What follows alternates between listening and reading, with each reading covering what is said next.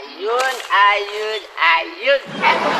Yang tua Cep kau. Cep, ada tanya Cep. Awak bisa kecil awak ulang tahun. Ulang tahun. Ya. Oleh. Cep datang ya. Datang ya, sampai awak ya. Adi, tapi aja undangannya. Iya, datang mau awan-awan ami-ami ya. Adi. Cep, kalau ambiang ulang tahun ni minta apa Cep? Kambiang kalau ulang tahun. Iya. Minta tomato. Tomato. Iya, tomato suka mak lah, mak magiah lah. Halo, baru ah. Kalau baru minta tomato lah. Kok minta tomato-nya? Kambing lah minta tomato tadi. Iya, baru aku ini bingung macam lihat kambiang pakai tomato tu diminta lo kamak tomato.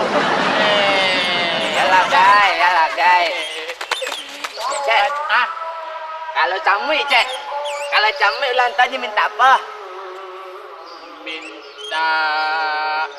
Minta gugula kamak Salah. Tak ada. Kalau camui ulang tahunnya minta sepeda. Mana sepeda? Iya, sepeda ya. Oh iya, sepeda. Pokoknya camui ulang tahun minta sepeda Cek. Kalau sambut pacu lari jo kambiang, siapa menang? Bucet Maya menang. Siapa menang? Bucet lumayan menang. Menang kambiang. Menang lah camui. Mau ada sambut? Camuinya lah pakai sepeda. Itu Cek. Kalau awak tahu samui ada di lubang apa enggak acara ada Ustaz. Ada di rumah Awak teropong? Salah. Buat cucuknya lubangnya? Salah. Teropong ya? Awak jangan lihat di lubangnya ada sepeda samui atau enggak. Kalau ada sepeda berartinya ada di lubangnya. Yo hebat. Baca menaik-naik ngalah.